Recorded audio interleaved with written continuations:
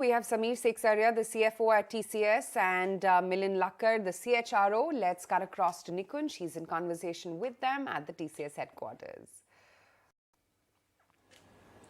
Thanks, Asha. It's time to talk numbers, time to talk outlook, time to talk earnings with TCS. And so nice to be back with Samir and Milind. First time we are meeting after COVID. Samir, I'm meeting you for the first time in person. So nice to meet you. There's a gap in between us. Otherwise, I would have stood up and did a high five. But so nice to be back here. Let me start with the view. The view in the run-up to the earnings season was there were a lot of critics, a lot of naysayers. Everyone thought that IT is going to go through a cyclical downturn given what is happening in the world. While you've silenced a lot of naysayers, critics will still have a view. And let me start with the market view, and then you can perhaps tell us the big picture. Is there anywhere, in any business, in any geography, with any client, you are smelling or sensing any kind of a slowdown or structural shift in spending? So, thanks, Nikunj. Glad to host you here. And I think our Q2 numbers have been good, and it has been good across the board. So, as of now, as we see, there isn't clients continue to spend, and our demand momentum does remain stable and strong. TCV numbers are also at 8.1 billion, quite stable compared to previous periods as well. And as we speak to our customers, we are not seeing an immediate, so far there isn't any, the spendings continue. And one of the reasons why that's the case is technology is a key enabler. And in either when they are looking for transforming their business, or looking at consolidation or optimization opportunities, technology, more so since the pandemic, plays a key role in it. So we expect technology to be the last one impacted. That doesn't mean that it's only a great scenario. Clients are building in, taking into account various factors of economic concerns built in, and we are seeing sporadic instances of delayed decision making also happening, and people are looking at projects which will give them quicker wins rather than looking at investing into long payback projects. Okay, so let me divide my next question in three parts. Long term, that's structural. Markets are bought into that, which is that the cloud adaptation is the long term trend. Then there is medium term, and then there is short term. But I today want to focus on short term, which is next 2 quarters. What you're confirming to us, and correct me if I'm wrong, that you have not felt any kind of a delay in decision making. You feel that there is no challenge in terms of a margin, structural change to the margin, even though world is slowing down, you're not feeling the heat. So, in a short-term perspective, if you look at last 2 years were very different in terms of the way the demand played out. It came in at as a shortfall at the beginning of the pandemic, and we saw a steep recovery as we had called out. If you look at FY23 as against FY21 and FY22, it's more structurally a normal year, and normal trends, whether in terms of seasonality or anything, are likely to play out. Having said that, as I shared with you, we are not seeing any immediate differential spending patterns from our customer, and we'd expect normal seasonality to play out going forward. Normal seasonality, no delay. That's the headline for me. Milind, lot of yes, no. Some would also say, I don't know, was there for IT sector. Moonlight as a headline. Then there was a report that there would be delay in the campus hiring. There was a report that salary and bonuses were delayed. What is the reality? So the numbers speak for themselves. 119,000 campus hires last year. 35,000 in these last 2 quarters, and then we expect to do another 10 to 12K in the next 2 quarters. Significantly lower than what you've added earlier. No, but we normally do 40,000 trainees every year, and the last year was FY23 to 22 was exceptional quarter where we did double or more than double. So we are back to our normal path, like what Samir said, and we said 40,000. We are already looking into 47,000. And again, we'll calibrate during end of Q3, Q4 and see if we need to do more. You mentioned last time that you were hoping that attrition would pick up. You're not getting close to that number. I think our quarterly annualized attrition is peaked now because I'm seeing downward trends going forward. So which is a good sign. The LTM numbers will continue to be at that level because of the way it is calculated. But I think what matters to the business is what happens in the quarter. Is that big, extraordinary sugar rush what we saw in terms of talent acquisition, wage hike, has that also become normal? It is stabilizing, I would say. Definitely, we are seeing stabilizing in our joining ratios. We are seeing stabilization in our overall wage expectations everywhere. I think it is normalizing, I would say. Have you delayed or deferred any kind of campus hiring plans? Absolutely not. We have never done it. We don't plan to do it. So the buzz which was there, let's dismiss it for once and for all. Yeah. It's business as usual. From a supply standpoint, yeah. No, I absolutely say it is. We are going as per the plan. For FY24, we already have 500,000 registrants. Okay. For our national qualifier test. So that speaks for itself. I'm going to switch from supply to demand once again. Samir, what happens if there is a recession? We don't know. What we don't know, we can't talk about it. But are you pricing in any kind of a modeling that if US economy contracts further, that could hurt you? Are you preparing for that? So our customers are building in multiple scenarios. We are building in multiple scenarios also in our modeling. And the key thing is the twin engine strategy which we have, which focuses both on growth and transformation as well as cost and optimization. We believe that will help us in either of the scenarios. And from a operational perspective also, the significant amount of hiring which we have done in the past period and the organic talent development which Milind has been putting across will help us in a scenario where the capacity is available in a high growth situation as it turns out.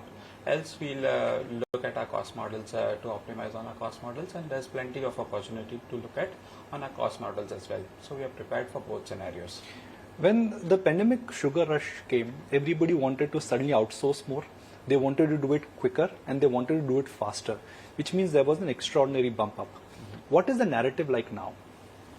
I think the investments do continue. Okay. If we take cloud transformation per se, there was a rush to get into the workloads onto cloud. Now people are, the customers are looking at executing their transformation agendas. So there are customers who have not been able to get their workloads on cloud and hence not able to flex their capacity as needed. They are looking towards help towards getting on more workloads so that they can reap the benefits of the native capabilities of cloud. There are customers who have over-invested into the cloud and have over-committed budgets onto the hyperscalers and are not able to get the benefits, the economic benefits which were expected and paying more. They are looking at optimizing it. So execution now, shifting to execution of the agendas has been a key. Growth and transformation also continues as a major sprint. So I think normal technology demand drivers do continue, which help us. Milind, this is again something which we know of and something which TCS has spoken about. When pandemic came, there was a work from home model which you wanted to adopt. Now we understand that employees have been asked to come to office, some 2 times, some 3 times. You're coming 5 times minimum. Is there a change in that stated policy? Our overall hybrid model of 25/25 or the vision is still intact. But with this, no. So we want to. So the point is, there has been, last 2 years we want to get people back to offices to basically get a feel for the kind of offices we have, the kind of collaboration and the teaming that can happen when they are together, the kind of relationships they develop within the organization. All of that is very important and cultural for the company. So we want to get everybody back certain days in a week, and then eventually move to our targeted model. So that whole timeline in terms of the it is still intact. Absolutely. So in the interim, what changes when you are experimenting with a hybrid model. Does it change your SG&A cost dramatically? Travel would have also started. So specifically speaking from a back to office perspective, it doesn't materially change because the key thing is the infrastructure which we have kept. We had not given away any of our infrastructure. Okay. So slight variable expenses like electricity costs and all would go up. That's the key. Travel has a different connotation to it in terms of travel. You can take it as a surrogate of growth in itself, and travel itself happening by the sales team, by in general, we would expect it to continue as far as growth is continuing. Both of them are not directly linked, but travel absolutely is increasing.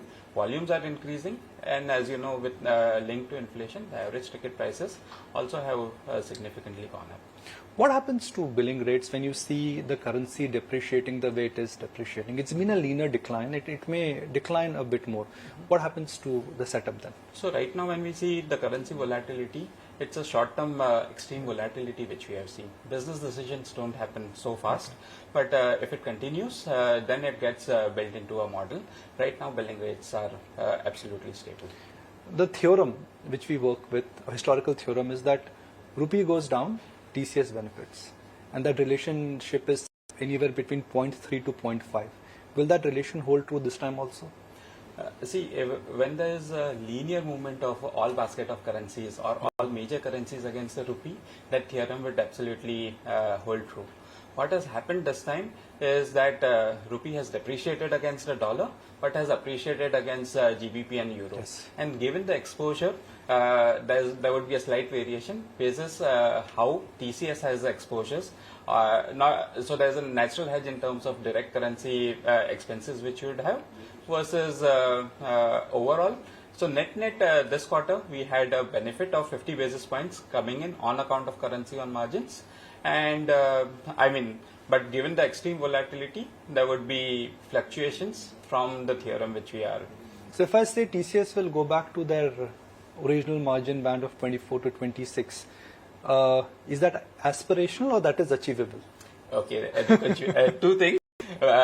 We are in the 24 to 26%. Our immediate priority is to get to where we exited last year at 25, and we'd like to get closer to our 26 to 28% comfort band. So is it aspirational or is it achievable? That's the answer I'm looking for. It should be, if it is our comfort band, it should be achievable. And that would be a function of utilization rate, a bit of a rupee help. Those two factors is something which I'm sure would aid in. Multiple factors play in. Right now what has happened is the extreme volatility, mainly on account of the headwinds which we had seen on supply side challenges, impacted the margin. As we get back to our long-term cost structures, we'd look towards help from realization, pricing per se, utilization, other cost levers, and absolutely growth will be one of the biggest levers, and support from currency. So growth is the word. So growth is not the missing word. Growth is still the realistic word for TCS. Absolutely. Supply challenges is history. Can I say that? See, we actually, if you look at it, we never had He's supply sounding challenges. confident, you're not sounding confident. No, we never had supply challenges. No, the industry had challenges. No, in terms we of attrition, actually talent, managed wage hike. managed the supply challenges reasonably well in the last 2 years, about 2.5 years now. So we always had a constant supply of people from the campus, people from the market, globally across the board. So we continue on that path, and we will actually do more. But if one assumes that the availability of the talent for the industry would be big, TCS never had a challenge because of its brand and because of the growth path which you give to the to your employees. But what happens if there is a reboot in the industry in terms of the availability? That bump up which happened is certainly going to be behind TCS. So what happens in that scenario? I think availability of talent within India, I think that will be there for a foreseeable future. I don't see any challenges that coming in. How do you see the second half being different from the first half? We've spoken a lot about macros, Europe, US. What would be the second half headline or commentary like for our viewers and for your shareholders? So Nikunj, as I said, we would expect normal seasonality. This is a normal year, and we would expect it to continue. Having said that, we would like to continue on our trail. We are at a 15% trajectory, and we would love to continue on that. What is the biggest concern for you? of our biggest concern for TCS as we look into the future? Good question. Multiple of things. I think the supply side challenges is what we had called out, and I think as we see it easing off, I think that should be the biggest benefit we should look towards from, and expect that with that we should be able to service the strong growth which we are seeing. So if I wrap it up with one simple summary, for TCS, growth is not an issue. Am I right? Absolutely. For those in the market who think that growth is going to come down because of macro concerns, will they have eggs on their face? I will not comment on that, but we are seeing stable growth and a good momentum. And we should not do the mistake of comparing 2000 and 2008 IT trends with what happened in the world. Yes, I would say so, because the trends were different to an extent.